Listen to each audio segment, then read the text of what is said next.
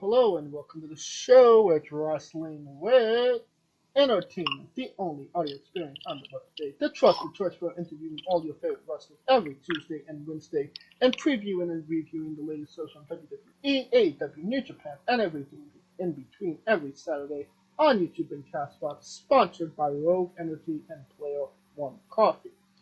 I'm, of course, your host, that guy, James Shea, alongside the leader of Squash Squad, Kaliko Yacht, who may be joining us a little later, but who is joining us right now, the American Scooter Dust. Hello, I am Scooter Dust, and I still have a bigger penis than Chris Jericho. Just ask his mother. And you wonder why he got that.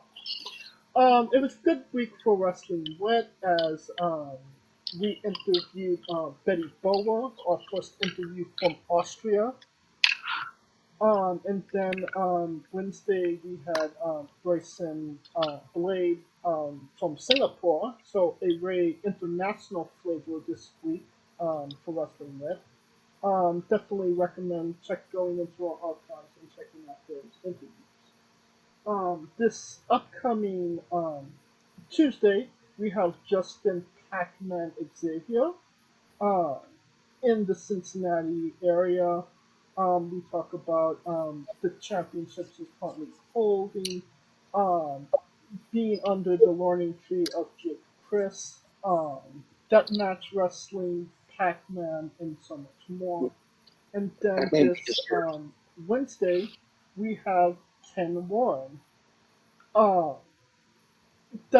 From the Philippines, moved to Canada. We talk about that. We talk about being denied by John Cena, a bizarre trip where people punches cows, and you definitely want to listen to that. And take time to listen to it because it is our longest interview to date. It is over 3 hours. Christian is not happy. Yeah, we're gonna have to get Christian back on the show sooner than later. But listen to some short clips right now. Carson was being Carson and said something to somebody. And this gentleman was on a motorized scooter. He says, "Just wait till I come back." And he just it was like starting to get dark outside. He just kind of rode off into the sunset. So we were confused, but we didn't think anything of it. And we were talking. We were out at the car. And all of a sudden, it's dark outside. And we see 10 to 15 people on light up LED motorized scooters rolling towards us at a very unbrisk pace, to put it politely. They all started rolling towards us, and they were threatening to beat up Carson, threatening to shoot him, threatening to do everything. Carson had insane heat that night. And eventually, I believe somebody threatened to call the cops, and a couple of them were like, "Oh, hell no!" And then they all rode away in a pack. It was very odd. I had to smack myself a couple of times to see if I was like, am I imagining this happening right now, or did that just happen? But no, it just happened. Can you tell us about being denied by John Cena? Oh my gosh, how do you know about this?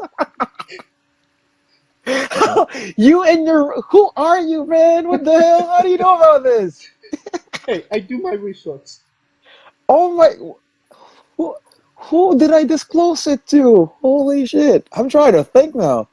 How many guestings have I done in terms of... What the hell? You are amazing, man. Guys, Wrestling with Entertainment is entertaining. Yeah, really. Truly. Oh my god.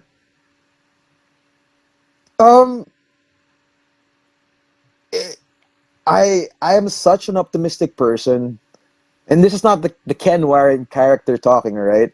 I'm such an optimistic person in terms of being denied by arguably the greatest of all time, John Cena, Peacemaker, freaking the one who's about to have a movie with Zac Efron, which I'm looking forward to watch.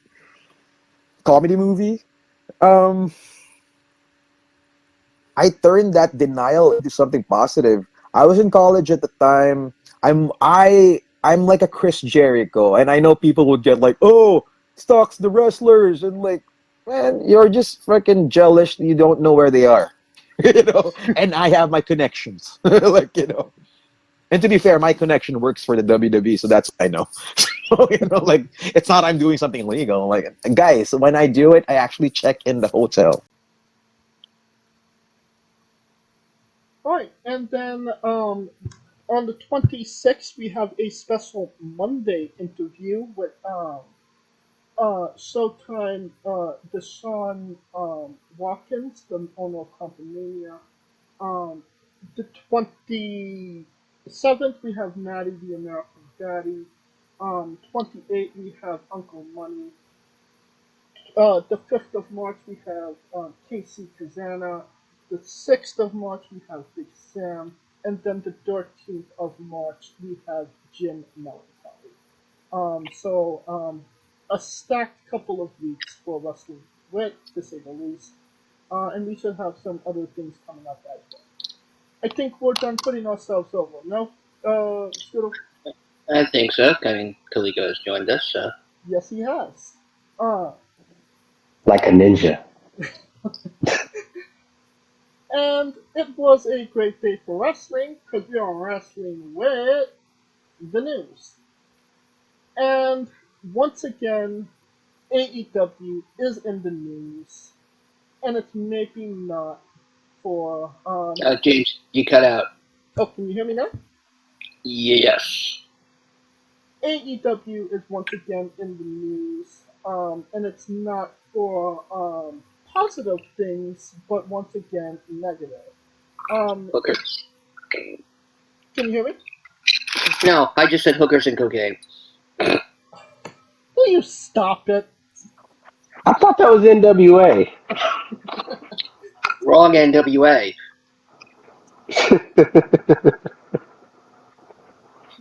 What I was getting at was Sammy. If you watched Rampage, or going to watch Rampage, I don't know how when they record these shows anymore. Maybe it happened yet, maybe it hasn't. Who the fuck knows? Sammy Guevara wrestled Jeff Hardy and what appeared to be some type of hardcore match. Sammy Guevara did a shooting star press. Um, Maybe over rotated, maybe went the wrong way, and his knee went straight in Jeff Hardy's face. Which was a pretty nasty bump to say the least. They was able to finish the match, um, but things had to be improvised, and I'm not sure if he had a concussion, but he definitely broke his nose. Jeff Hardy did. Um, is this bad luck for Jeff Hardy or just incompetence on Sammy Guevara's part? Kaliko? I mean, it looked like he just missed aimed it. I mean, but a knee to the face from that height ain't fun for nobody. I mean, everybody messes up, so I wouldn't kill him, but you know, it's just part of the game. Everybody botches it every now and then. It's just a matter of, you know. Don't let Chris Jericho hear you say that word. Oh, you know, I can't use wrestling words anymore. Don't you find it a little coincidental that the last time he majorly injured somebody was Matt Hardy? He did fuck up Matt Hardy. A couple of times. Oh, So should me. we call him the Hardy Killer? Well, That's what Matt's been maybe, calling him. uh, maybe Jeff will come out looking better with a new nose. Who knows? I see what you did there. Oh. people saying, Sammy. What are your thoughts on the matter, Scooter? If people actually think uh, Sammy was actually trying to injure Jeff, I have a bridge I'd like to sell you. Um, this shit happens, and it happens especially to the Hardys. Let's face it. They Even if they didn't have bad luck, they'd have no luck at all.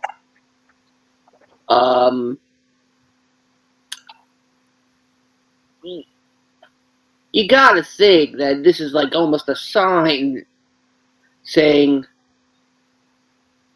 you're almost eligible for ARP. Give it up. As is the case for a lot of the AEW roster.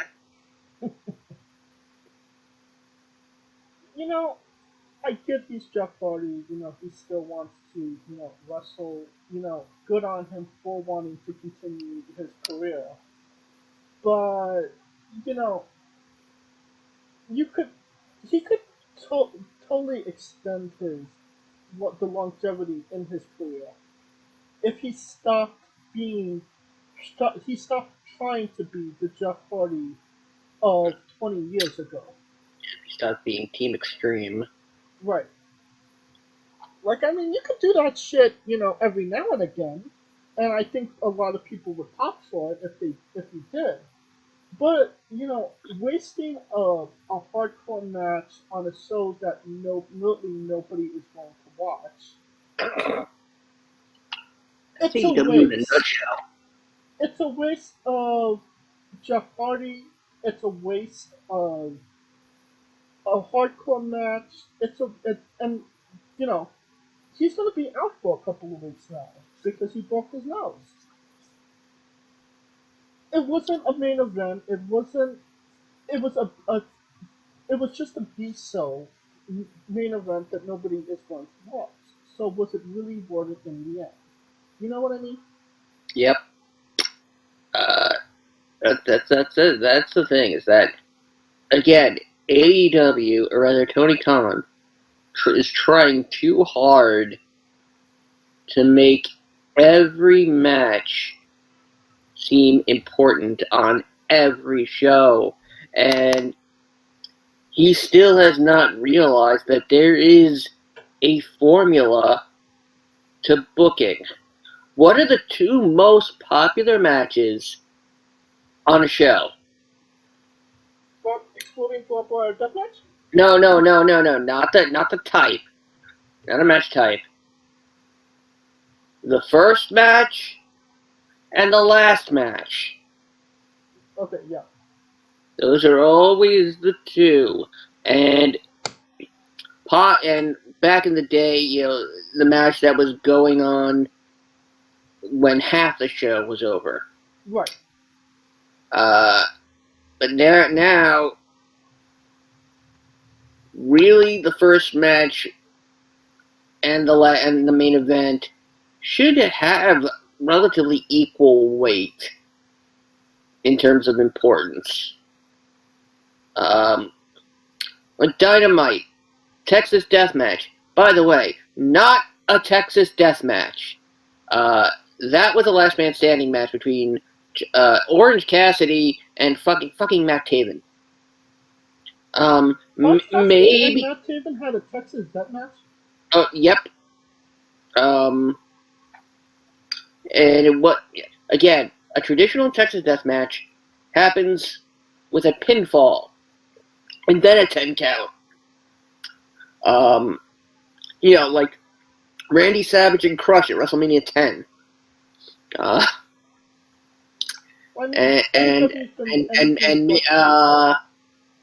And I think Billy Kidman and Hulk Hogan and during the WCW reboot. And again, that match had friggin' it looked like Orange Cassidy took a hatchet to the face. Thumbtacks. Unnecessary spots on thumbtacks. And, there wasn't even any punching in the wiener. No wiener punches? No wiener punches. Like, what a stupid kingdom.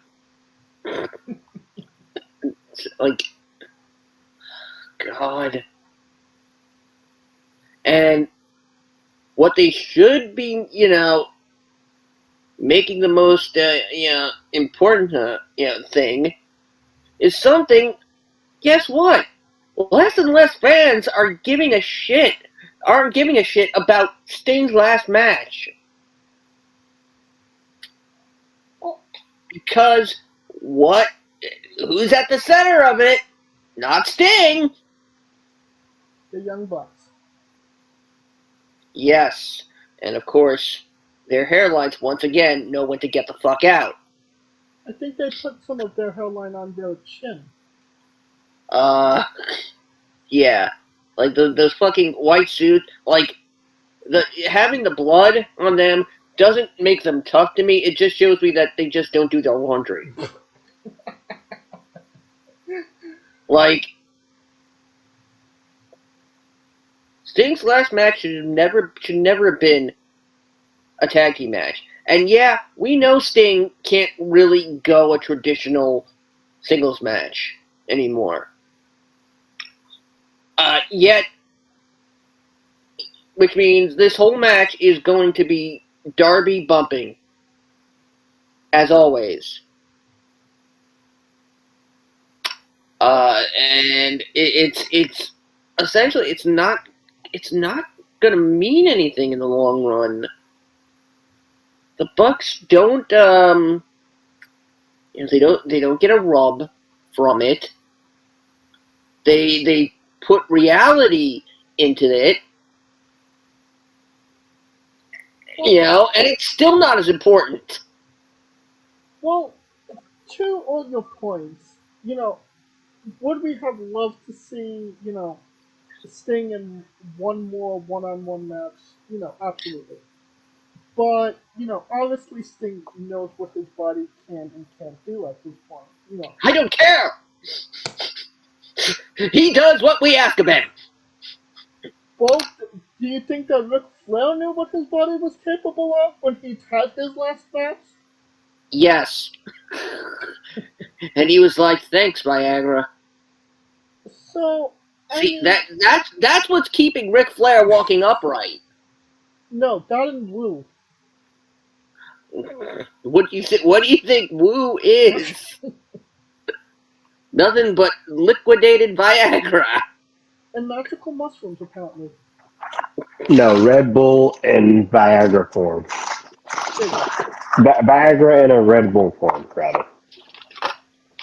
I'm not necessarily mad at the match because it was Sting that put this all together. This is what Sting wants for his last match. So Is it though? Apparently, I can't necessarily be mad at it. In my mind, Sting's last match was against Seth Rollins at Night of Champions, and then he never wrestled again. So to each their own. But And then when Sting's daughter debuts, he'll be back for a mixed tag match with against God, I don't know. Let's just say Anna Jay for the hell of it, since it won't matter. And I guess the returning Sunny Kiss. Why not? Why the fuck not? But I will say that, despite, criticism, the event is selling, has been selling a lot of tickets. Maybe one of the most successful shows that they've done in quite some time. So they do have that going for them. I'll give them They're that. selling tickets, but tickets to what? We have no idea. Well, Sting's last match. They're literally not selling anything else. it's gonna, it's gonna be like in 1990, No Holds Barred, the match, the movie. You went to go see No Holds Barred. Guess what? You got a steel cage match between Randy Savage and Zeus against Hulk Hogan and Brutus the Barber Beefcake. Why have a Merry Christmas when you can have a no holds barred Christmas?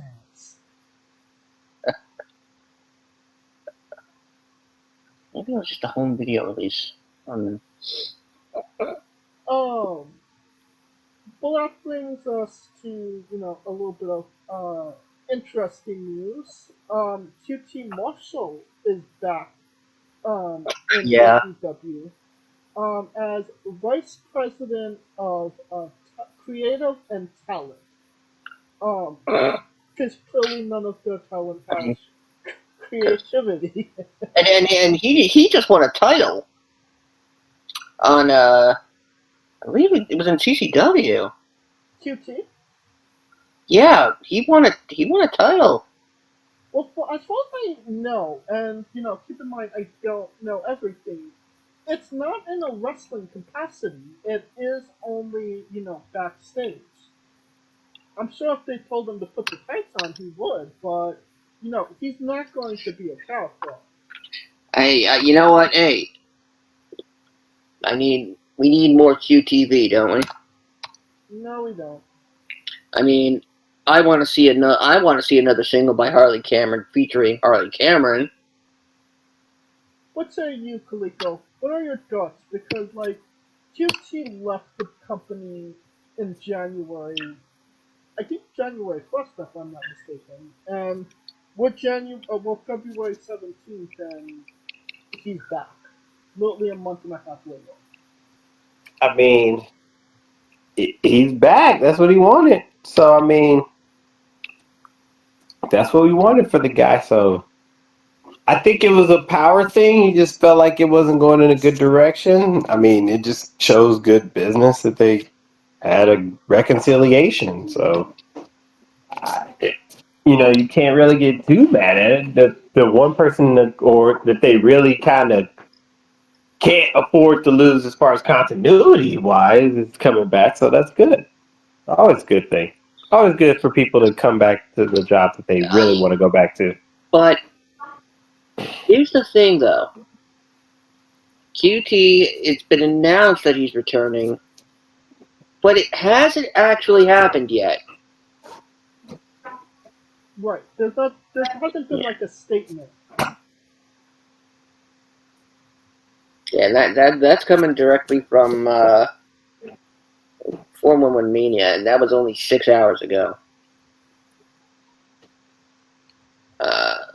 No. Gabby, whatever is that?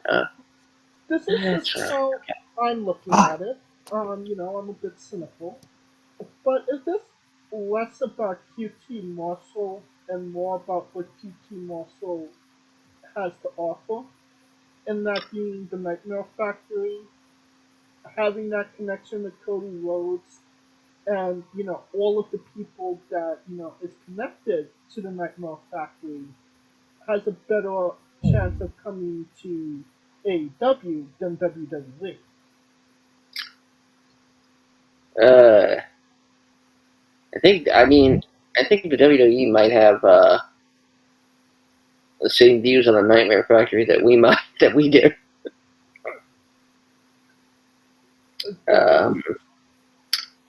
That they don't need to do business with the Nightmare Factory.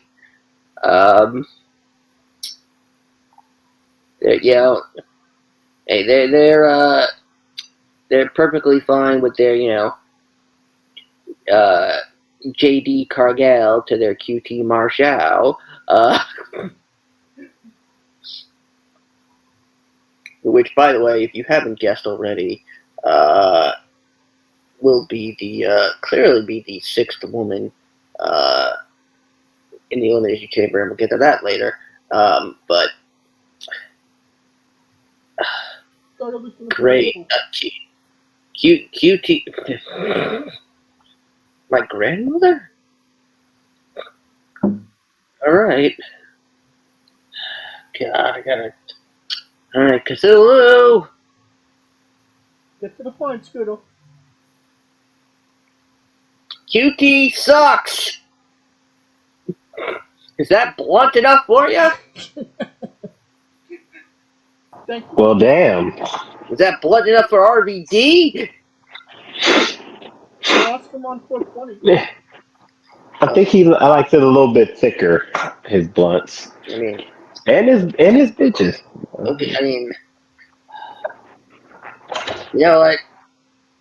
Tony Khan loves hookers and cocaine. There. I will say that once every show from now on. I think he likes crying in the bathtub with Haagen-Dazs. But Oh. that's just me. Hi, I'm Tony Khan. I have a big announcement. Big business. Well, In fact, I think I just gave myself another brilliant idea. now, another change to the front office of AEW. They're bringing Rocky Romero in. Rocky Romero has left New Japan Pro Wrestling, that company office job, to come over to AEW. Kaliko, Rocky's contributions to New Japan. I kind of feel like this is a big loss for New Japan now. I mean, in the light heavyweight scene, yeah, or the juniors, but because he was kind of like a mentor for him in a sense. I mean, we wouldn't have Roppongi 3K without Rocky Romero or Roppongi Vice, Roppongi, Roppongi Vice. Oh, that's. I mean, but yeah. I mean, but New Japan, I told you, I don't know. Tanahashi's the president. We're gonna see what he's gonna do to be the man now. Other than putting himself over. But I mean, he did it against 50-50. I will give him that. He did it against the right motherfucker. Because Zack Chambers Jr. is the one person you should be getting over. But anyways, um, but yeah, it's a big loss for them. But the problem is it's like he's gonna be good as far as a wrestling psychology and a wrestling mind. I just wonder, is that gonna? It Can he bring that lightweight, cruiserweight mindset to the wrestling scene, or is he going to have to check it at the door, as they say? What's a what's a you, Scooter? I just hope this doesn't mean Mitch gets a job. Please stop it. I mean, if that happens, then I don't know. I think the apocalypse starts. Uh, yeah. Rocky. Yeah, it's not the Rocky they wanted, but yeah, the Rocky they have to make do with. I think it's a big get for AEW. He contributed a lot to the New Japan dojo and New Japan America. So it'd be interesting to see what happens with all of those things going forward. But I wish I was that hopeful. Still, if the people of AEW, and I mean, Tony Khan and the talent actually listen to Rocky, and to a lesser degree, QT, things might actually turn around. Probably not, but you know, no. you can only hope at this point. You can you can hope in one hand and shit in the other, and see which gets filled first. Um, that's not gonna work for me. You also have to be very limber to do that too. So Probably Bronson Reed isn't. If you've listened to commentary on Monday.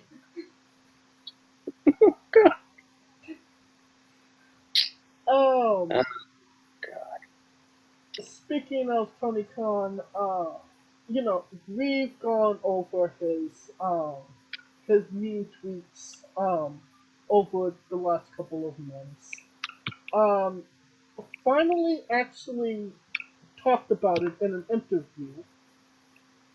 And I have the whole quote right here from Tony Khan about his manic tweeting that he does. We've been able to promote the show and build engagement. Also, the company has a great presence. We have a great connection with the fans. We've been able to build real engagement at times. There is tangible proof of that in our huge TV ratings and the fact that 3 of the last 4 weeks, Dynamite has beat the NBA on ESPN straight up. We've had great success connecting with our fans. I think what we have going really, uh, I think what we have going works really well. Now, this is the interview he did with Sports Grid when he was at the Super Bowl, I believe. I don't exactly know the source. And in the same interview, he talked about MJF and Britt Baker and gave very generic answers when he was really being asked about, so many AEW stars being injured. Right. God. And you really wonder why I keep saying Tony Khan loves cocaine. That man needs help. Kaliko is tweeting nonsense good for promoting your show. Oh, what is? It's that thing where they say bad attention is better than no attention. I mean, the whole purpose of Twitter was to be accessible, I guess. But the thing is like, when is accessible too accessible, right? Right. Because the same way they get on like Kevin Durant for responding to every goddamn Instagram and tweet, like you could kind of get on. You know what I mean? Like, don't you got better shit to do? Hey Siri, But remind me to shake down Kevin Durant for money. I mean, Kevin Bye. Durant had burner accounts. I mean, Oh my at God! least Tony's not What doing the that. hell? Location. You can say something like, "Shut up!" 5 p.m. tomorrow. Oh God. Oh my God! That was not See, coming from my phone. I see. don't know where that was coming from. Oh no! See, the Feds watching, man. Better keep out. I Feds have taking Siri. pictures on. I have Siri turned off. No. You'll be fresh as hell. See, be fresh as hell when the Feds are watching. Anyways, um, but if that's the way he feels he can engage, I mean, let him do it. I mean, and as long as people, they're gonna have people who see that as positive, no matter what. So, I mean, ain't no sense of us bitching about it. Yeah. Oh God, I have to get a screen capture of the thumbnail for this interview because it's Tony Khan in a nutshell, really. Uh, oh man. Tony Khan would make a great politician. Everything he says is so positive, and yet every It's single word bull. is a lie.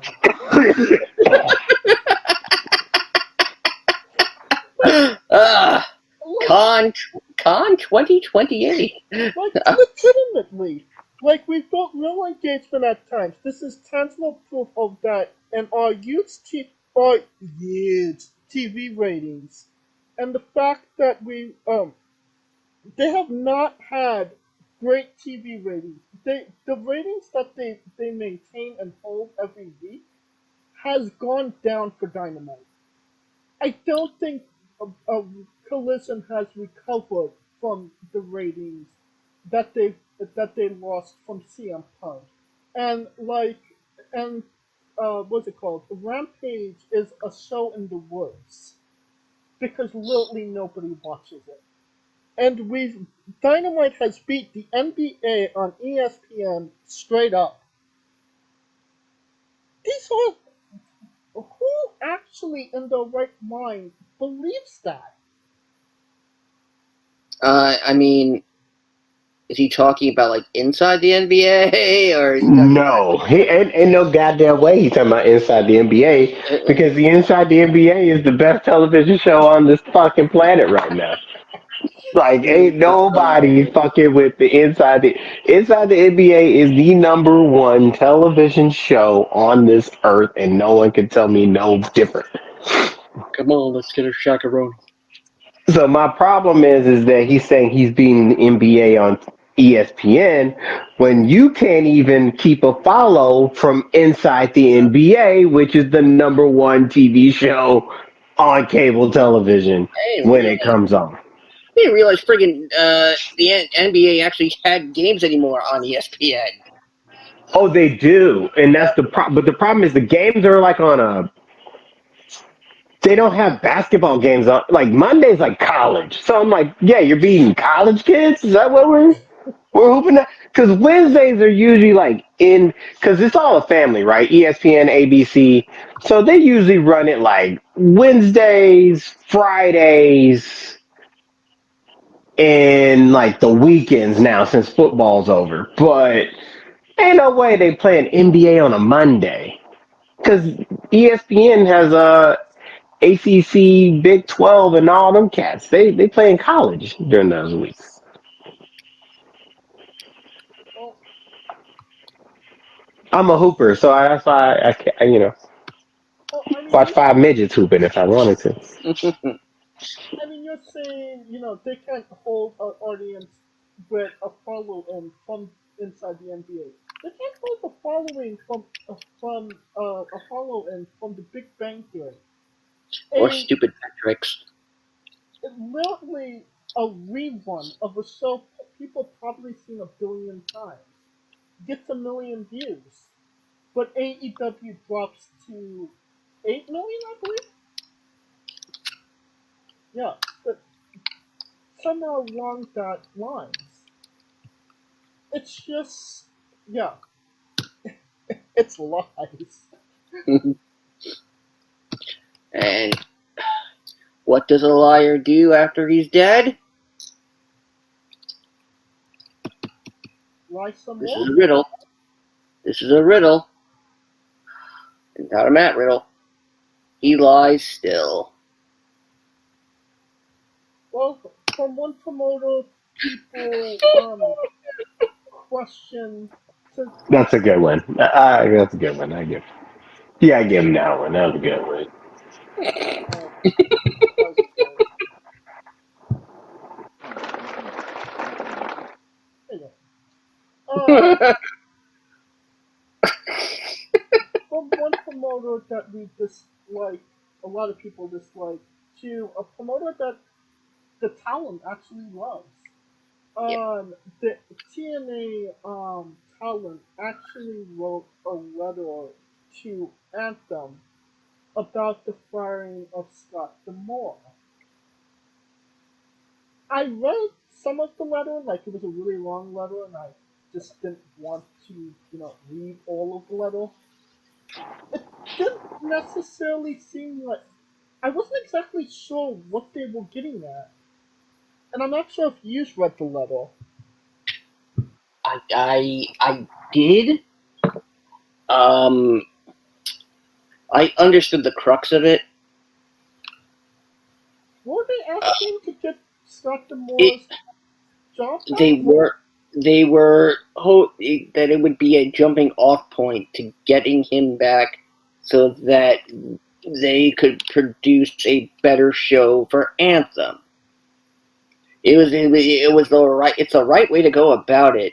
And if Anthem basically, just crumples it up and throws it away. I don't know how many. If you remember the whole, 2012, 2011, the whole vote of no confidence against Triple H. Yeah. That's what they could have, but they could have an actual one. I mean, it If speaks they to the can, like we said last week. It speaks to the human being that Scott Demore is. Talent going out of their way to try and get his job back. It's a nice uh, statement. But do you think that it would actually work? well, someone is also another Impact lost another employee. Ironically, the one who Scott D'Amore replaced. Um, Ed Nordholm, who was the president, for being replaced by D'Amore, and Nordholm was the one who pushed Anthem to make offers for CM Punk and Will Ospreay, Hmm. which the company agreed to do at the time. But then when Ospreay got a better offer from AEW, they're like, yeah, go fuck yourself, Ed. And I mean, Will Ospreay did do a couple of shots for TNA.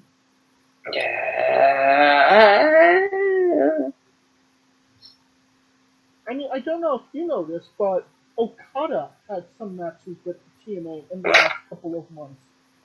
oh yeah, and nobody watched them. Nope. Skanky had a rock show and nobody came. Well, Kaliko, what are your thoughts? Could this actually bring them more back if they don't listen to what is going on Anthem? Um, could we see a mass, leaving of the company by some of these talent? Well, can't happen now because Tommy Dreamer took his place, I heard that right? wasn't true. Yeah, yeah, Anthony Ciccone still president of Impact. Tommy Dreamer probably president of the spittoon in the back. That's what he's president. And every now and again he drinks it. He's like, "Thanks, man. This is pretty good." And then Edge and Christian just come out of nowhere and hits him with a slab of meat. And then the Undertaker just kills him. I don't think Undertaker would waste his time on Tommy Dreamer. I mean, Booger Red would. Well, anywho's back to the subject. Maybe I'm thinking maybe he could. I mean, I was it like a petition? I mean, you can petition somebody to get their shit back, but the problem is they already gone. Yeah, You should have been petitioning when you heard it was coming. they, Some You they don't people did. never petition. heard it coming. Talent didn't know it was coming though. Yeah. That's the thing. See, that's crazy because we don't know if people. What I've heard is it's been in the works for a month. I mean, with Demore pushing for the company for Anthem to put more money into Impact.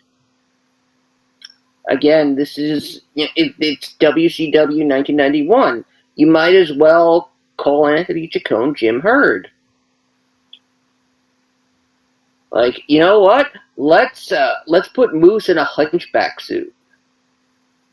Does That's what the fans want to see. does Anthony CC1 have any uh, wrestling CP4. experience? Uh, Was he just some suit? prob he probably just has a problem wrestling with me. Yeah, that's why he's bringing me in a zombie apocalypse. And oh, I'm sorry, I was singing Eminem. No, fuck no. Okay. So I can understand where the talent wants somebody that understands where they are coming from, has a background in pro wrestling. then rather than some suit coming in saying happy to be here and he calls, and then starts making Eddie Edwards the bellboy. I mean, uh, like, damn it, like,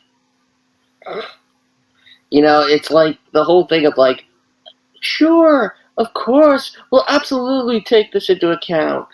Thank you for coming. We value your input as an employee, and we'll see you again soon. Yeah, release the hounds. Release the hounds.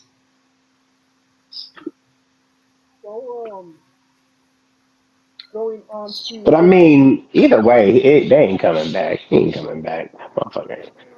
probably That not. motherfucker ain't coming back. He ain't coming back. You can send a letter from the president himself. He ain't coming back. Are you talking about WWE Hall of Famer Donald President Donald Trump? Oh God. I'm not going down that rabbit hole, sir. Yeah. Well, I get enough of that living in the same borough where he grew up. what about the And I mayor get of enough of that in Cali. Man, you tripping. I'm sure not did. going down that rabbit hole. I had the opportunity to actually purchase his boyhood home. And I'm like, you know what? I don't like syphilis. I'll pass. well, going into some WWE news. But the Um, person says Shane McMahon. WWE and UFC announced that they will do 6 shows in 4 years at the Honda Center in Anaheim, California. Um, great? Question mark. I mean, WWE runs the Honda Center practically every year anyway. So what they're really announcing is that they won't be doing one show in for 1 year. No. I mean, it probably means more for the UFC, I guess. Probably from a. I mean, I did get offered, just through email to do. They're doing joint tickets where you get a ticket for WWE and UFC at the same arena. Um, What? Where was that yeah. at? So shit. Got me And coughing shit up. Like, what the fuck was that email? I missed that bitch. well, I personally, I'm not a UFC fan, so something like that doesn't necessarily relate to me. But would that does that relate to a large portion of, or any portion of the WWE fans that they're doing double tickets, Khalifa? It would for me, but I think it's more or less they're trying to do it. And I think when they made that announcement, this was that perfect storm where they had a UFC Saturday followed by a WWE Monday. So I'm thinking they're gonna try to factor those stuff in like that, like doing a um like let's say WWE SmackDown Friday with a UFC Saturday. You see what I'm saying? They're like Right. mix and match of these combinations. So they're just basically announcing the fact that hey, the next time the UFC comes to Anaheim, it's going to be a WWE affair as well. Which for WWE they run Anaheim anyways, but for UFC it's a bit different because they're usually more. I mean, their schedule's more unorthodox. Uh, and then you're thinking, depending on who's fighting in Anaheim, that fight card. Um, so yeah, it's just a matter of the card. that they build, because WWE is going to be sold out no matter what. The UFC is going to be sold out dependent on the card, because this card is it's okay for UFC, but it's not like John Jones and Daniel Cormier when they fought in Anaheim. That was like, yeah, we need to see that. Or not even like who was it, Nate Diaz versus, I forgot who he fought last time. Uh, yeah, bringing people who have that kind of following. So You think that this would entice a WWE fan to maybe that isn't a UFC fan to get the combo ticket and see kind of where that leads them? to be quite honest, if you're following WWE, you're cognizant of the UFC, because the thing is that the UFC kind of has taken the page off WWE as far as who you want to call out, who you want to fight, and all this other shit, and like the post match shit. So you kind of are cognizant of it, and they kind of been blending it because Cain Velasquez was in WWE. They flirted with Cormier for a bit. They flirted with Connor for a bit. So And they even though all. nothing has came over, and then not to mention Ronda Rousey and Matt Riddle was on Tough Enough. Oh, no, not Tough Enough. The Ultimate Fighter.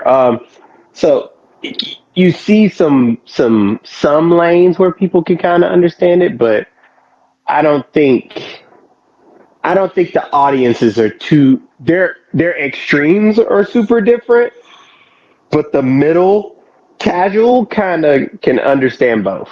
Well, I would like to see a joint with the Ultimate Slap League, Slap Force, or whatever. That's The Ultimate Slapper that Dana White was doing. That was more entertaining than any UFC, man. I didn't get to see it, but I really wanted to see it. Oh, I mean, go on YouTube. They got some of the best highlights. And guess what? The main champion there is a Pacific Islander. Anyway, so it's either Samoan or Hawaiian again. So it's I'm sure another. I'm sure he's related to The Rock.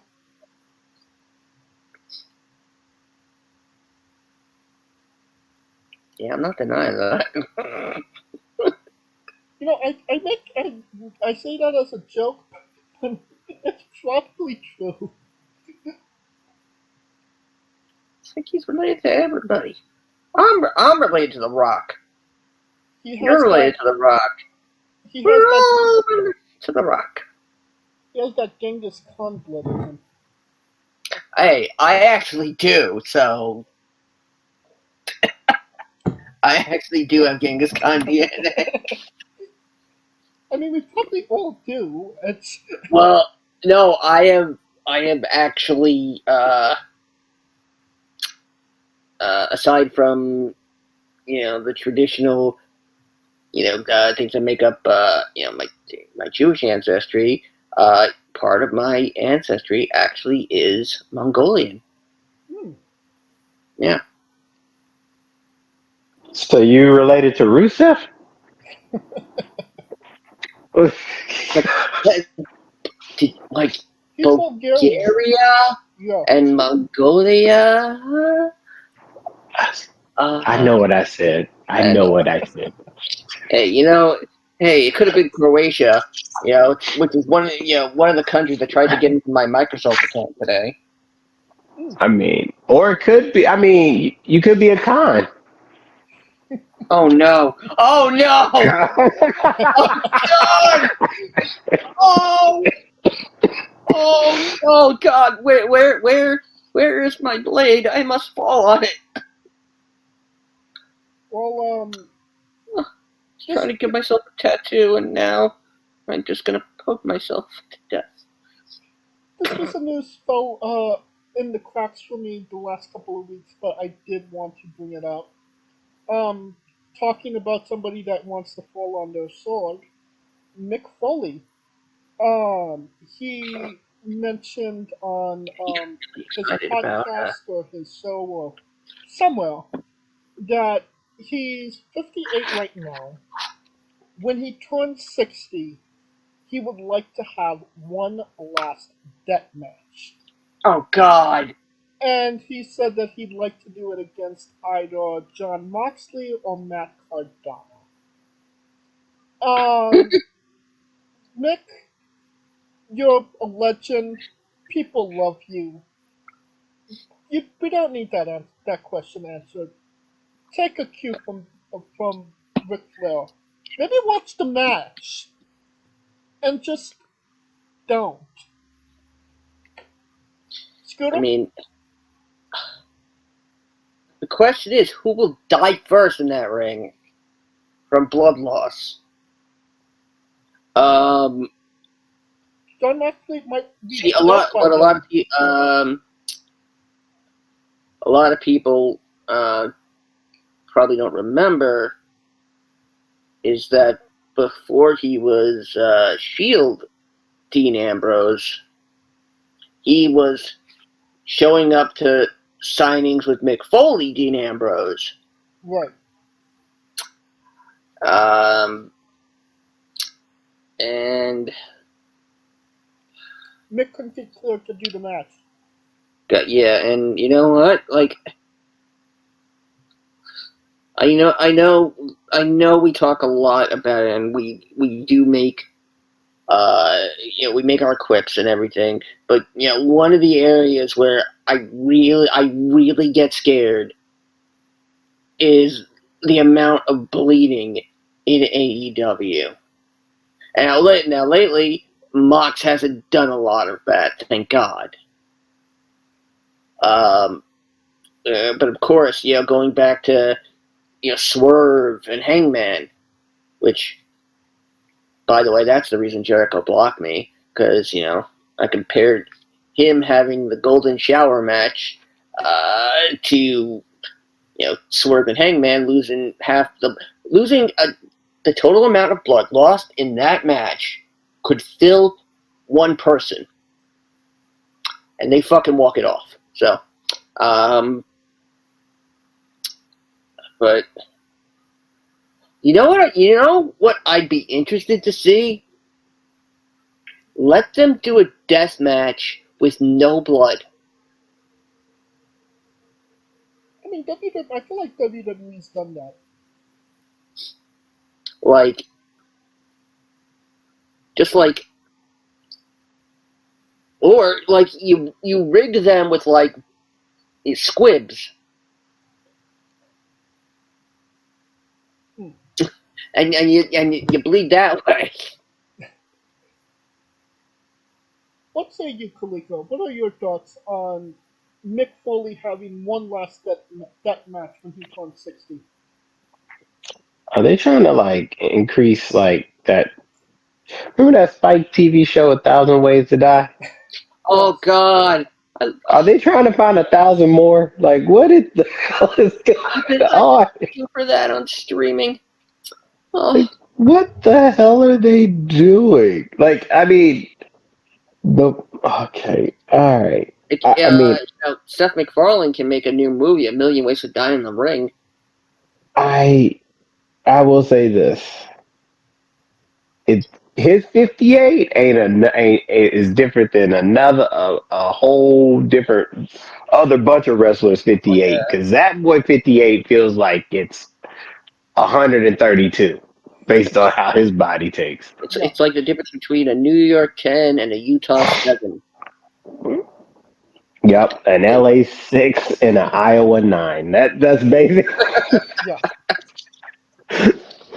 So I mean, Like, it's we don't have to. I would say I'm the person that's like, if once you out, just I can't tell you to get back in, but we would like to you be out because we want you to be here longer so you can tell these stories longer. Because that to me is what's going to carry the legacy. No one really is going to care. Like, no one's out here going, oh my God, Heartbreak Kid's last match or Bret Hart's last match. But they do care the fact that they're still kicking and like can actually have conversations with him. Yeah, except And I for think that is, yeah. I think that's a better impact more so than having a last match, I mean, which is what was disappointing about Ric Flair anyway. Because yeah, like, motherfucker, you survived death like too many times to be doing this bullshit. like we're still surprised you didn't change the course of wrestling history by retiring after a plane crash. Yeah, but again, I think we must remind people that if Bret Hart, even like does one bump or even does running exercises in the ring, he will fucking die. So, uh, so you know what? Let's just have another episode of Gunsmoke for Bret, and last matches for everybody else. Keep in mind his last match was the Royal Rumble in 2012.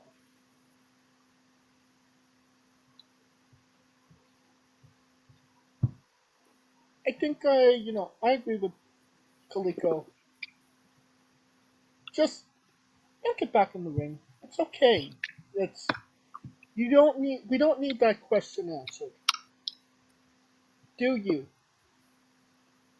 Just don't do exploding barbed wire death matches anymore. You proved it. You're the legend.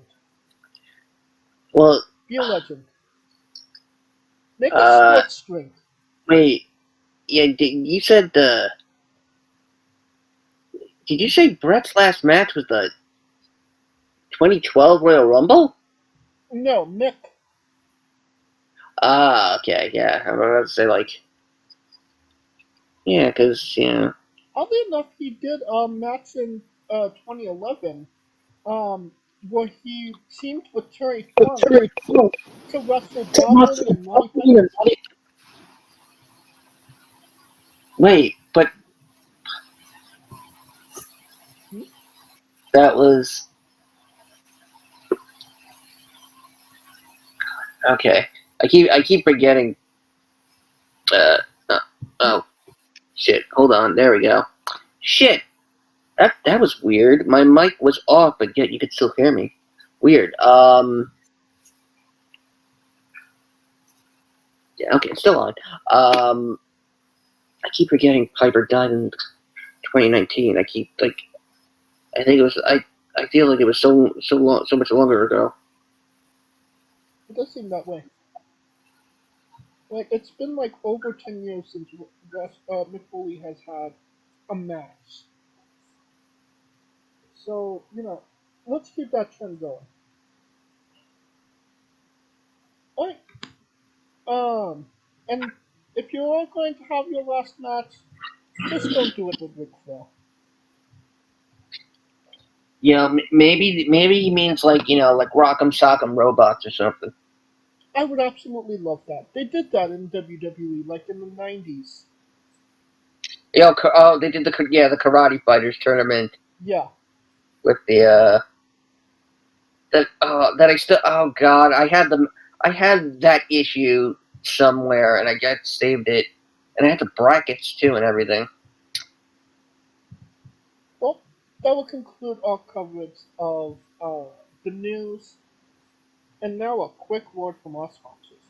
So, Rogue Energy, the only gaming drink company in the world with 4 unique product lines to suit your task at hand, whether it be juices, shakes, smoothies, and everything else in between. Their low-calorie, no-sugar energy formula is the perfect alternative to sugar-filled canned energy drinks and sodas. Their extreme formula provides the most energy, focus, and sports performance possible.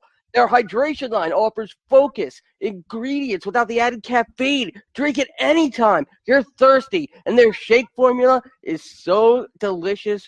Who doesn't love a cookies and cream, 0-calorie energy milkshake. First and foremost, they've designed every Rogue product line with performance and effectiveness in mind. It is critical that you look at the nutrition panels of drinks when comparing options. There are countless off-brands out there that are presenting low-quality, poorly dosed formulas that amount to expensive caffeine water. Every formula they produce is designed with optimal levels of high-quality ingredients. Additionally, you won't find a powdered gaming drink brand that dissolves better. No need to have chalky textures in your drink. Their taste profiles are unmatched, specifically designed for gamers, athletes, students, entrepreneurs, people with hectic schedules, individuals with low energy, podcasters who can't shut up, people who are health conscious, and so much more. Great as both a pre-workout and as a coffee energy drink replacement. Specifically designed every Rogue product line to be the best gaming drink on the planet. Rogue Energy, more focus, more wins. Use promo code WRESTLINGWITHE for 10% off your next purchase.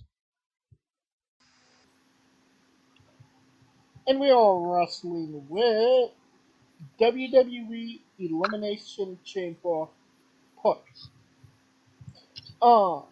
It takes place in Burstwood, Western Australia, and the venue is Optus Stadium. So Optimus Prime has become a stadium now.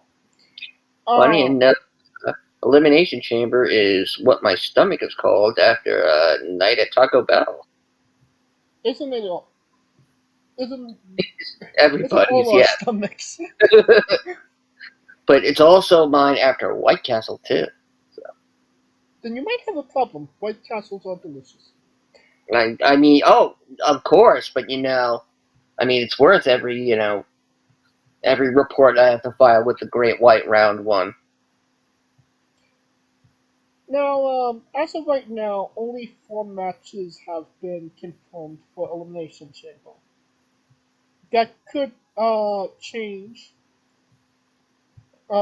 depending on what happens on Monday and Friday. But let's go through the matches that are already announced. We got the Judgment Day, Finn Balor and Damian Priest.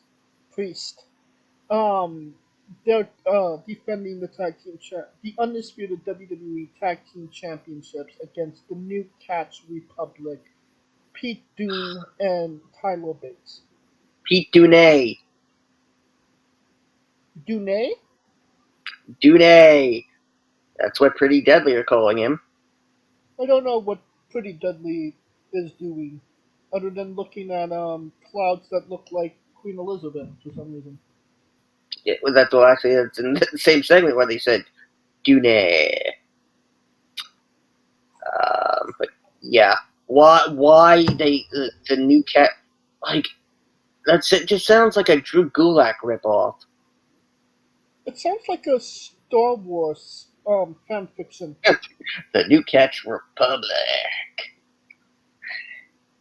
How to catch our stormtroopers. Padme lives, and she has babies with Darth Vader. Panda bitch. And the bitch. Padamame, panda bitch, Yes, yes, yeah. Who wins the match, Kaliko?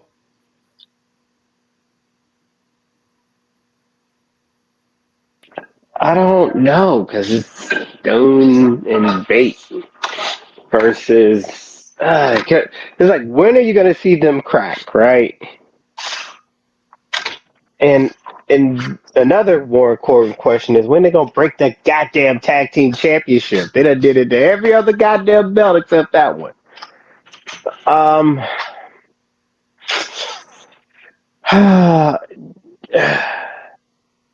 Judgment Day, because Rhea Ripley's not in the match.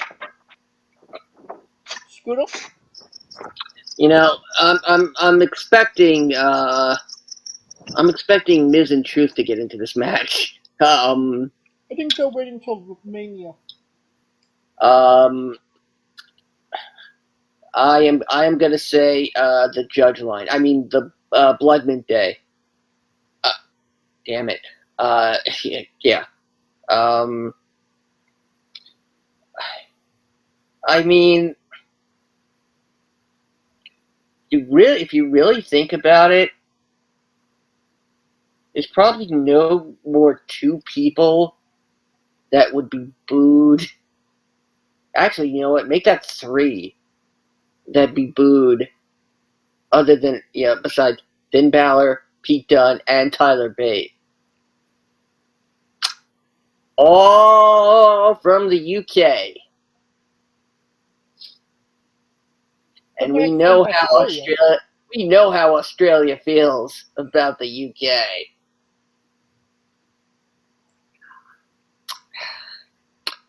This could be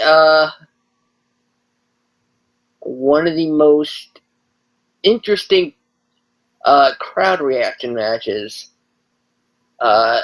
Judgment Day to win. Agreed. Then we have the Women's World Championship match: Rhea Ripley versus Nia Jax. Who wins, Kaliko? Oh,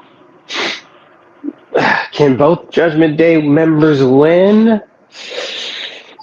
Are they really one? Okay, let's see. If Nia wins, it becomes a triple threat. If Rhea wins, it's 1-on-1. I'm gonna go Nia. Fuck it. WWE don't have a good fucking track record of people winning in their home fucking areas. They don't. Like shit. That's the only reason I'm going against it, because think of it. Every motherfucker that's been in their hometown got their ass stomped. I mean, it's not her home. It's her home country. It's not her hometown. But the same goddamn sentiment, mother bleeper. I mean, you could say motherfucker. Motherfucker. It's fine. Motherfucker. I mean, it's like if she's from East Australia and they're in West Australia. That's like saying Cody Rhodes is from the Eastern America. No.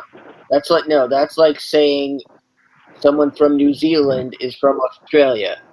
Bam. Now that's the difference. But my point is, I don't like the records of them when their history of motherfuckers coming to their hometown is not a good one. Not wrong. Well, Like, because she's not gonna get like that booing. She's gonna get the heroes. Think of like when Rocky 4 and then Dragunov just fucking was fucking. I expect her coming out like on a fucking pedestal, and they got the lights on, and Naya's in the ring looking at Rhea with the little fucking light. All you can see is like everything shadows except the little light that you can see, and then you just see Dragunov like, I must break you. It's like that's, and then you see Nia win. Crocodile Dundee cut is like saying Rhea Ripley is the most dangerous piece of wildlife. See, this is where we go back to card position. Do they have the balls, and by balls I mean uterus, to put this match on last? I would assume. I think they would. If Nia's winning. If Nia's winning, they ain't putting that bitch on last. Yeah. if they actually decide to take the chance on Rhea and Nia in the main event, and I've got a very strong feeling they will. Rhea is gonna get that WrestleMania victory celebration. Which don't bode well for her the following month. Yeah, which means at WrestleMania He's fucked. So, I Go to mean, bed. it, Walk. Come on. God. I mean, I know that everyone's really leaning towards Becky and Rhea at WrestleMania.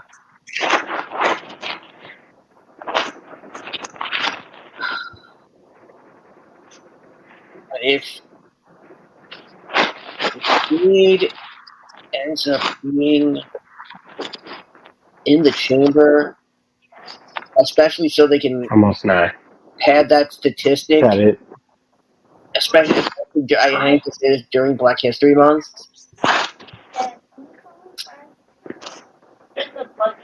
that Oh. with Jade in the chamber, that'd be too close to call as well. So I'm probably Here, I'm going to put this on the charger. and we know how much I'm in love with Nia Jax. But yeah, Yes. my boo ain't winning. Rhea for the So win. I get where everybody is coming from. Um, Let me see. Watch out. I think I don't think It's upside Rhea down, that's why. Rhea is It's on losing the the end. Rhea Yeah, it is. Rhea is Uh, losing. That's why I said it's upside down. you're That's what low. I just said. Can you hear me? No, we can hear you, Okay. just very low. Okay, never mind. I'm low. Okay, so I get where everybody's coming from. It's just a matter of Yes, sir. who's losing. Rhea What? is going to lose the championship. It depends on where she's going to lose it and to who. If she loses it now to Nia, that's a big mountain for her to climb. But could I see her winning it back at WrestleMania? Well, that depends on, who wins the Elimination Chamber when it becomes a triple threat. Um, I think this is Rhea Ripley's WrestleMania. I think she's going to get the heroes welcome. She's going to slay the beast and get the confetti and the fireworks and the celebration. The question is, I wouldn't put it past. I wouldn't. Well, it's not a question, but I wouldn't pass. I wouldn't put it past them to rain on her parade by having the winner of the Elimination Chamber match attack her. What about? No, we didn't consider this dot, and that is a Smar's finish. Maybe Naya, he pins Naya, but Naya has her foot on the rope or something of that degree. They're not going to do. They're not going to do a dusty finish here. Fuck no. And the only way that it would main event is if, let's say, Becky wins and makes it a double DQ, See, a no contest, and that's the only way you could get away with that unscathed. now, if Becky doesn't win the Elimination Chamber, I can see Becky trying to get into this match and making a triple threat. No, that's Now, Kaliko loves to talk about themes with the Rumbles, but there's also themes with the Elimination Chamber matches. And considering that we started the Rumble with with the women's, and how that theme was friends overcoming backstabbing friends, and people who needed to finish something. Does Becky really need to finish anything? That's the other thing here. Now, call me crazy, but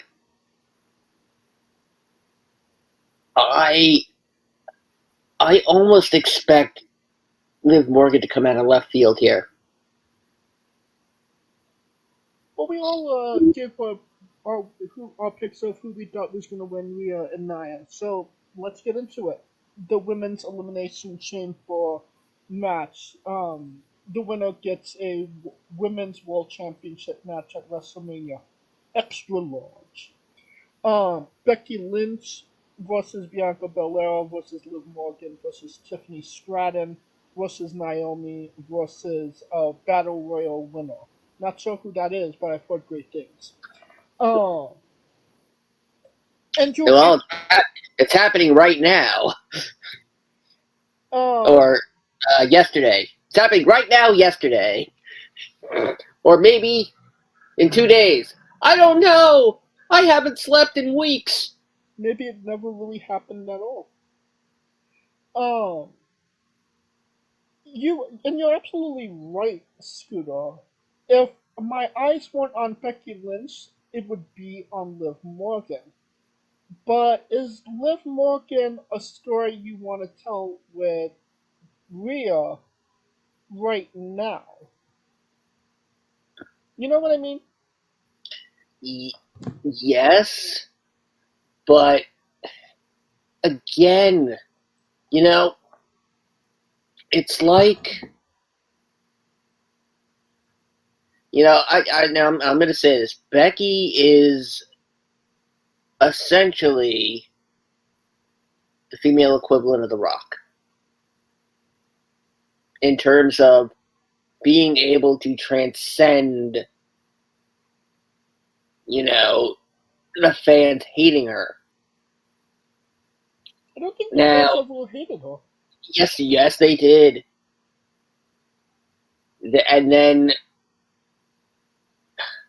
And then they started getting behind her. It's again that it's that almost X Factor like quality. The question is Becky winning this too much Becky Lynch? It doesn't seem that way. I mean, she hasn't been in the title picture for 2.5 years. The people are still behind her. They haven't backlashed on her. And it does seem like if it's not mommy, it's the man. So either way, some asshole will say, you know what, well, God, we got men to blame for this. So, oh, God. If Liv didn't get arrested,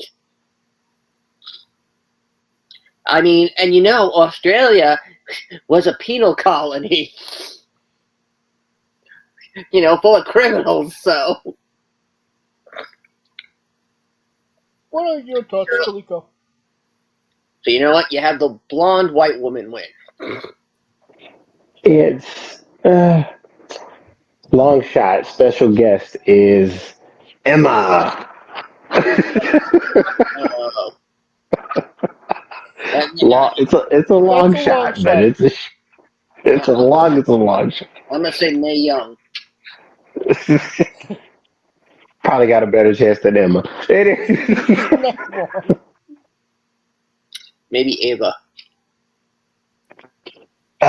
It's tough. It Everything leans towards Becky because of the way the press conference went. Right.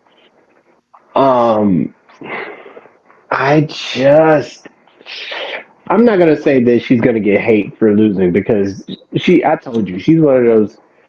She's like in that cultish. It's a cult with Becky. Like The Rock? even when they a cult, like the fans she has like this hypnotism cult type thing with them because for some odd reason she could be a heel and they really don't boo her, Yeah. right? Yep. Right. So I used to call her CM Punk. and that's where it is. So I think this is for Becky to win. It's just a matter of how do they get there.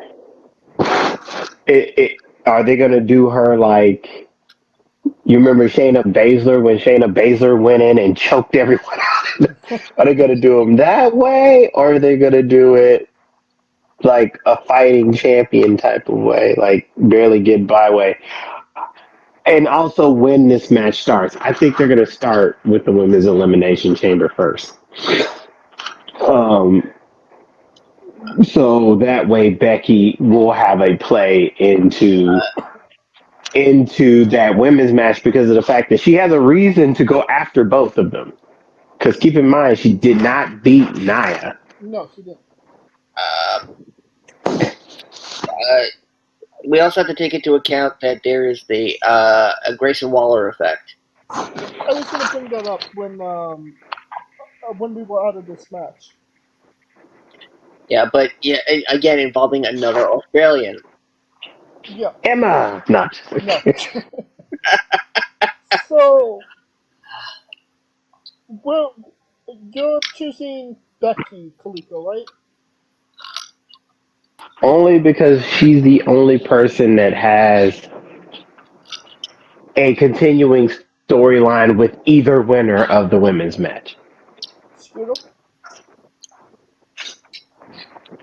I'm I'm afraid that Becky's win is going to come at the expense of Jade. I don't think Jade is gonna be in this match.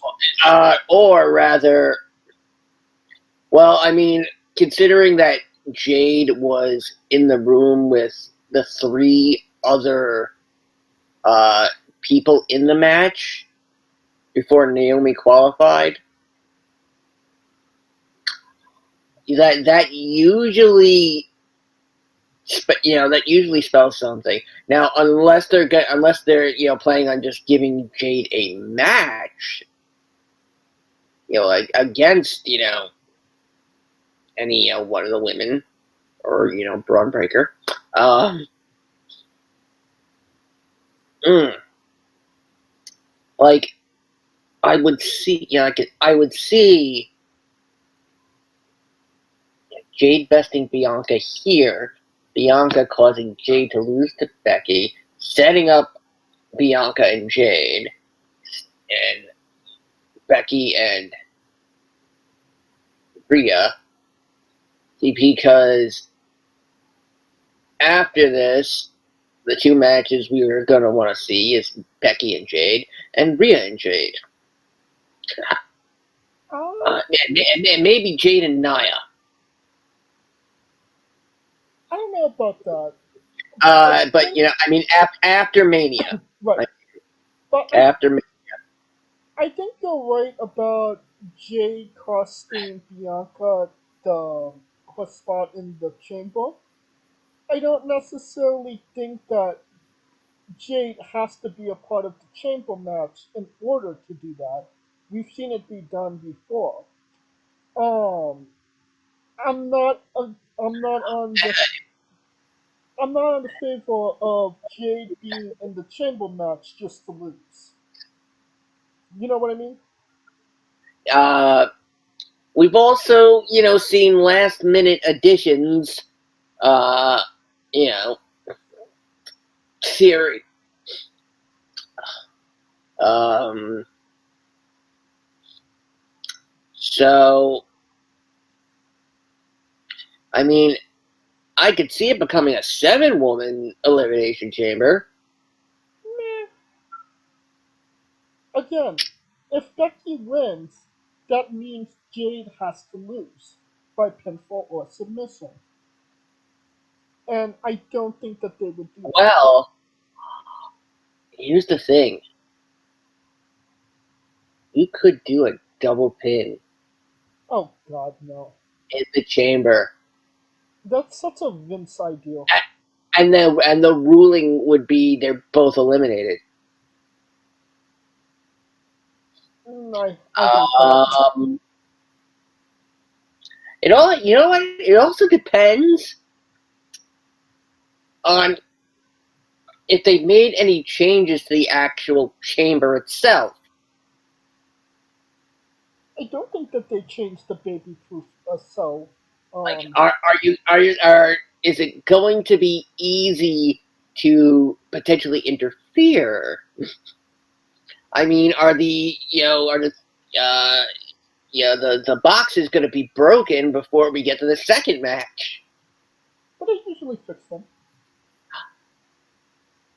Um, See, you know what? And I can always see space for another box in between, at least on two sides. So, or you know what? Split them in half.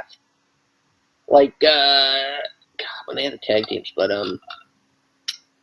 oh man, this. You know, we're overcomplicating this. Becky wins. I'm going with Becky as well. Through all of the excitement, we're getting a Grayson Waller effect with Cody Rhodes and Seth Rollins as the guests. The last time Cody Rhodes was on the Grayson Waller effect, Jay Uso came to Raw. Um, is The Rock making a trip to Australia to set up a tag team match between Seth Rollins and Cody Rhodes versus The Rock and Roman Reigns for night one of WrestleMania? Is the question. Kaliko? Fuck no, he got better shit to do on his schedule. Although he needs to go back to like full sleeves Versace because muscle shirt Versace is not like his thing. But Or vest. He wore a vest. I That, know, right? It was like you might as well came out of a wife beater. what did But what did I say before we came on the air, James? It looks like The Rock was getting dressed for a Bollywood movie and then left halfway through being dressed. Because he was a vest with, sleeveless. It had friggin' what looked like, I'm assuming, is a symbol for some Australian rugby club or some UFL bullshit team that's going to fail immensely. So all of them? Uh, I mean, and Grayson was trying to get to Rock and Roman to get them on, and in a very weird way, you could almost see, you could almost feel bad for mini Iggy Azalea. Well, I mean, if there was any match The Rock should have came back for, it was against Grayson Waller. I mean, the guy really came at him on Twitter, and The Rock wasn't able to hang with Waller, if you could believe that. I Never mean, mentioned him. Chris Jericho wasn't able to hang with me, and we're having that match at Big Business.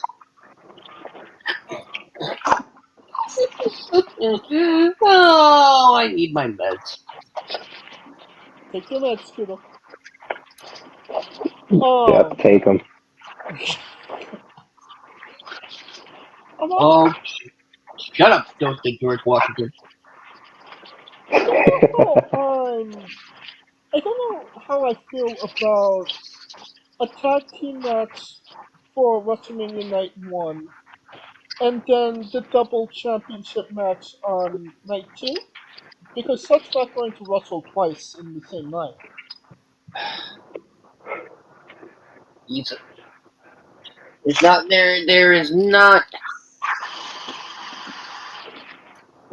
as much as we think there's going to be a tag team match. There's not. There really isn't. Yeah, who's to say it's not Seth being in Cody's corner and Rock's being in Roman's corner? Oh, that's completely cutting the balls off of Seth. Why not? Why Why would not? he?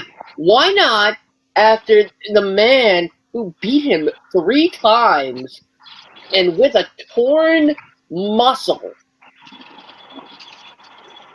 It's clear that Seth earned that Cody earned Seth's respect, Yeah. and we know that Seth is gonna have a title match, and that title match is likely night 1. I mean, likely, yeah. The thing is that there's only one person coming out of that chamber match.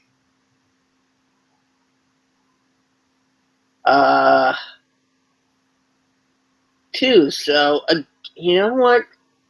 We could be looking at Clusterfuck 2 Electric Boogaloo. I mean, you're not wrong. I mean, could we put some... I'm just putting this out here. Seth Rollins versus The Rock at WrestleMania. No. Fuck no. I mean, 2016, sure.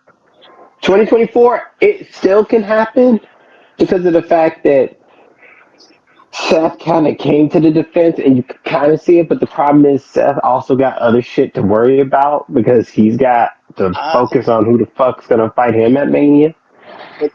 Oh my god. See, I had mentioned this and I knew it wouldn't happen because the man has a pacemaker in him. Triple H ain't coming back. Fuck that. No. Triple H in Cody's corner. I mean, that's a possibility. That could work in the sense if they're going and as a euphemism to keep from the bloodline becoming the next McMahons. Right. Because that's where this is kind of heading, honestly. Well, Rock bought a stake in the company. What the fuck y'all expecting? No, he didn't. No, he didn't. That's the thing. He didn't. He was given a spot. He was given the fucking table. So what the fuck do you expect? You know what? I have a feeling that spot is going to be on the line at Mania. Nah. Because he ain't giving up that bread. You tripping. That spot's going to be up All for that Survivor XFL money, Series. This isn't all that XFL money, yo, shit, man, you tripping. You realize that Rock's new spot on this board, they can't have a majority unless it's 100% majority.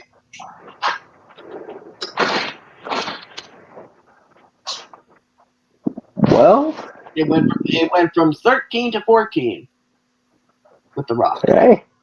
So, and usually in you need if there's an odd number, it's only 50% majority. If it's an even number, then you need 100%.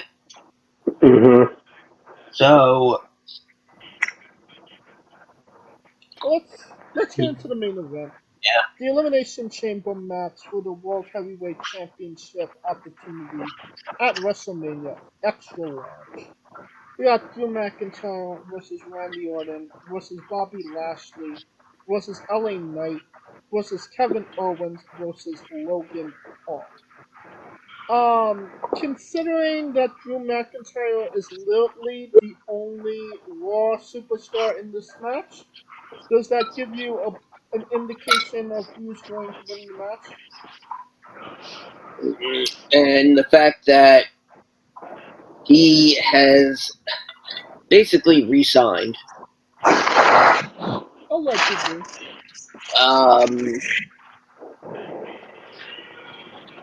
I mean, I'd love to see Punk just screw him out of it, just for the hell of it. So Punk can make a shirt with a tombstone on it, and then it ends up being Jack Perry's face by accident. The guy made one appearance for New Japan and hasn't been seen since. Maybe Ace Steel screws McIntyre out of this. Well, he's working for No. Daniel right now, so I doubt that's going to happen. I mean, someone is being taken out of this. Someone is being taken out of this match. What makes you think that? Sammy, this was always, rumored to be a triple threat. Drew, Seth, Sammy. Somebody's getting taken out of this match and replaced with Sammy, or Sammy's getting added. Maybe. I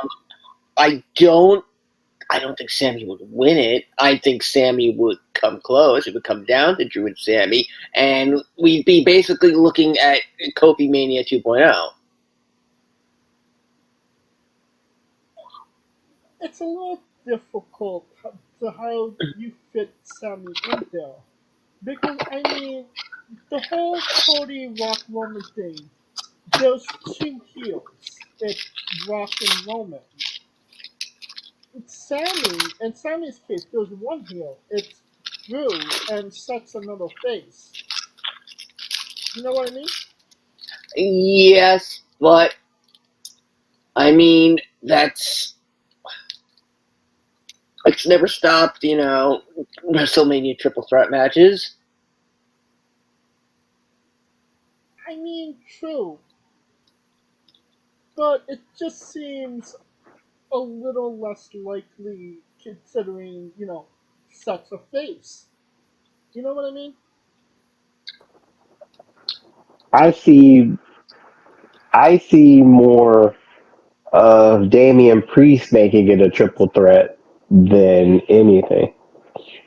That's another thing, Damien Priest. Because the story is between them three. Drew McIntyre's got a couple stories going on right now. But Drew McIntyre to me is not a heel. Me neither. He seems like he's a person who's just in his mind. If you look at it from his prism, it's essentially like, yo, I've been the champ, and I was the champ when nobody was here. So now when I got all these opportunities, it just came up short. And I'm sacrificing so much, and I'm willing to do whatever. It's almost like the Kevin Owens, I'm not trying to do this for the people, I'm trying to do this for myself type shit.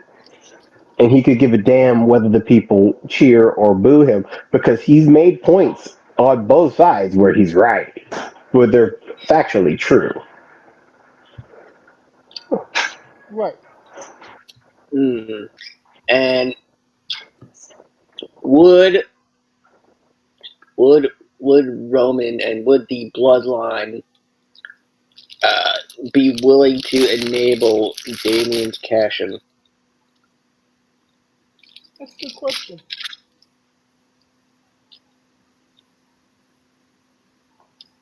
Is this really that complicated, or is it maybe, are we making it this complicated?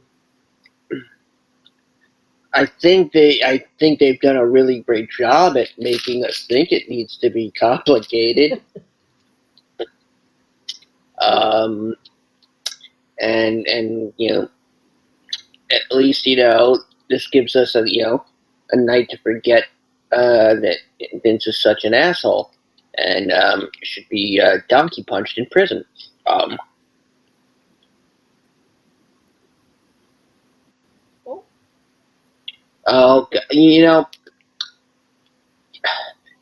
KO and Logan. That looks like they're gonna go at it again. Which makes you wonder where the fuck is Ricochet? He's injured. Oh, he's injured? Yeah, he's been injured. Yeah. I didn't even know that. LA Knight, they're saving for Money in the Bank. At least. And if they don't, then the boat has sailed on Knight, and I don't think he'd come back from that damage.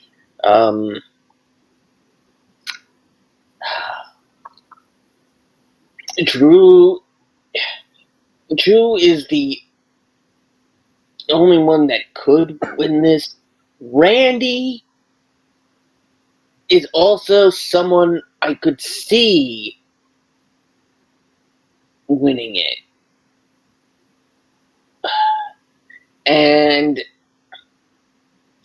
I keep throwing weight around to make it very difficult for Seth to retain.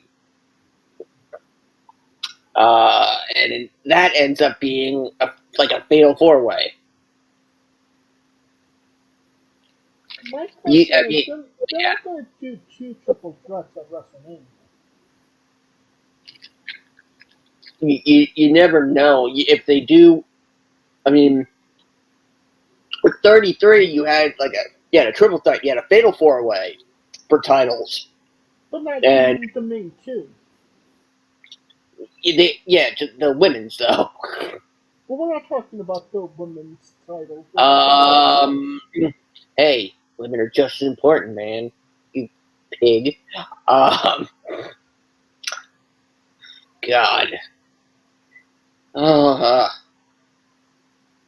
And they're talking about Randy and his title reigns, and I have a tumor. It's in the shape of an elimination chamber. Drew wins. Kaliko?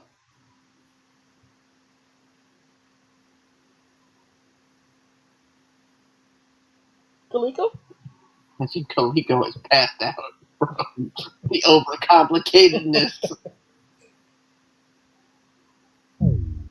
Yep. Kaliko has dropped out of the chat. Oh, and he's back. Back from the dead. I'm sitting up there talking, and I'm like, ain't nothing. You some bitches can't hear me. All roads leads to Drew because it's the story. He's the conduit for either story because either he's gonna be pissed because at Mania is gonna be either he wins and he's gonna be pissed that Damian cashed in on him, or he's gonna be pissed that he lost and Damian cashed in and won. So I think it's gonna be one of those things. It's leaning to Drew being further pissed about the shenanigans happening around him that are beyond his control. Funny. Doesn't feel very Drewish. And assuming they want to, erase Drew's victory over Brock. Well, I'm going with Drew as well. I think this is the most cut and dry,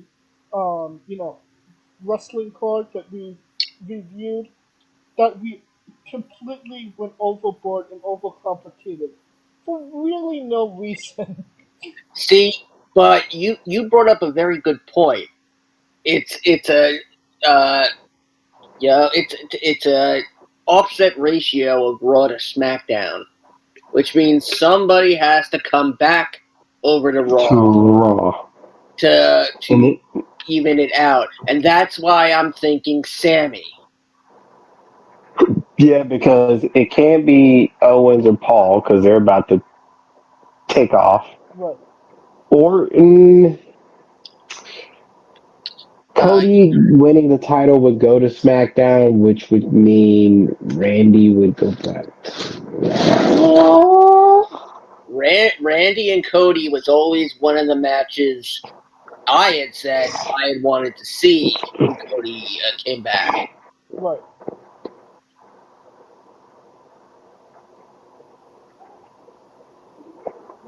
I mean, I don't see any stories with these guys right now. With Seth, anyway.